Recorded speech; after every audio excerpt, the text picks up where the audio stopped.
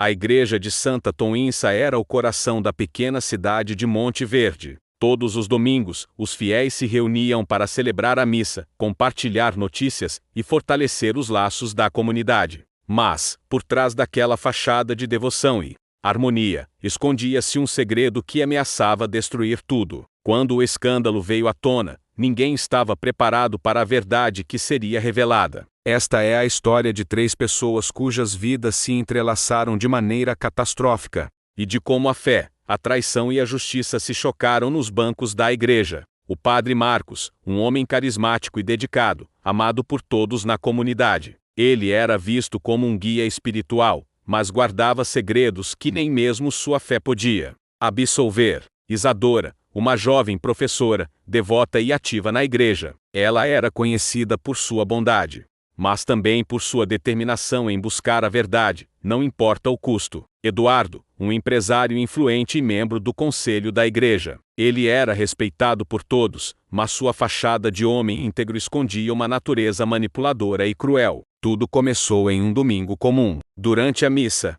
Isadora notou algo estranho. O padre Marcos parecia distraído, quase ansioso. Seus sermões, normalmente inspiradores, estavam cheios de hesitações. No final da cerimônia, enquanto os fiéis se reuniam para o café comunitário, um boato começou a circular. Alguém havia espalhado a notícia de que Padre Marcos estava envolvido em um caso amoroso com uma mulher casada. A comunidade ficou em choque. Padre Marcos, o homem que todos admiravam, acusado de tal pecado?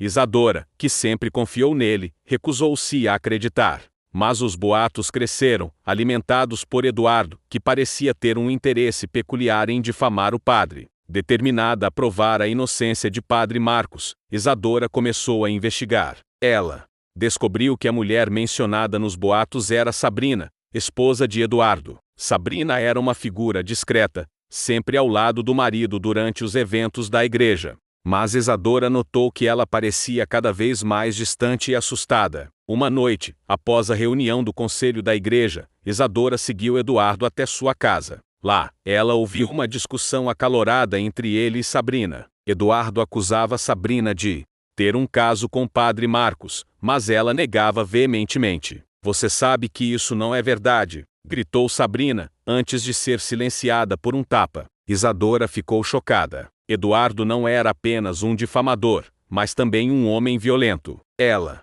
sabia que precisava agir rápido, mas como provar a verdade sem colocar Sabrina em perigo? Enquanto isso, Padre Marcos estava cada vez mais isolado. Os fiéis, influenciados pelos boatos, começaram a evitá-lo. Ele tentou se defender, mas suas palavras pareciam não ter peso contra a campanha de difamação de Eduardo. Isadora decidiu confrontar Padre Marcos. Em um encontro secreto no confessionário, ele confessou que sabia da verdade sobre Eduardo. "Ele está tentando me destruir porque descobri seus segredos", disse o padre. Eduardo desviou fundos da igreja e está envolvido em negócios ilegais. Quando eu o confrontei, ele jurou que me arruinaria.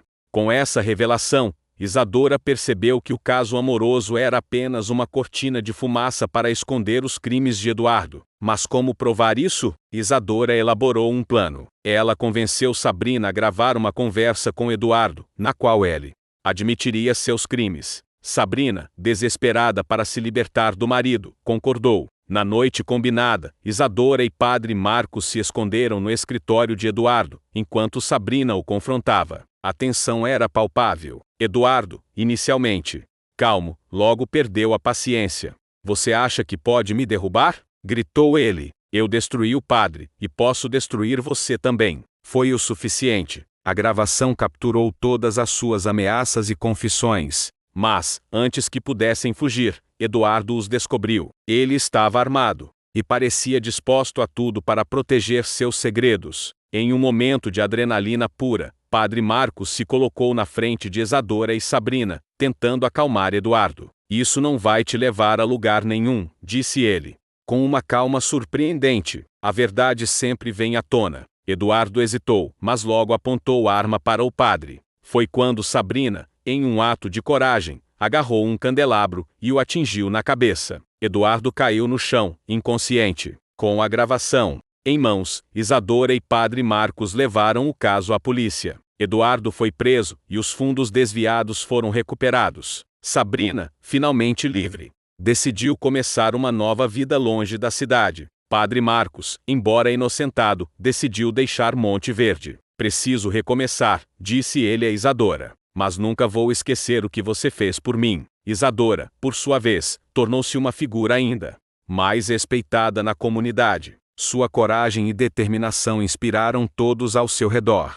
Um ano depois, a igreja de Santa Toinsa estava mais vibrante do que nunca. Durante uma missa especial, Isadora subiu ao púlpito para contar sua história. A fé nos ensina a perdoar, disse ela, mas também nos ensina a lutar pela verdade. E, às vezes, a verdade é o maior ato de amor que podemos oferecer. Enquanto os fiéis aplaudiam, uma figura discreta observava da última fileira. Era Padre Marcos, que havia retornado para agradecer a Isadora em silêncio. Ele sabia que, graças a ela, havia encontrado redenção. Esta história é um lembrete de que, mesmo nos lugares mais sagrados, a humanidade e suas falhas estão presentes. Mas, com coragem e determinação, a verdade sempre prevalece. Se você gostou dessa história, deixe um comentário abaixo e ative o sininho para não perder as novidades aqui do canal. Até a próxima!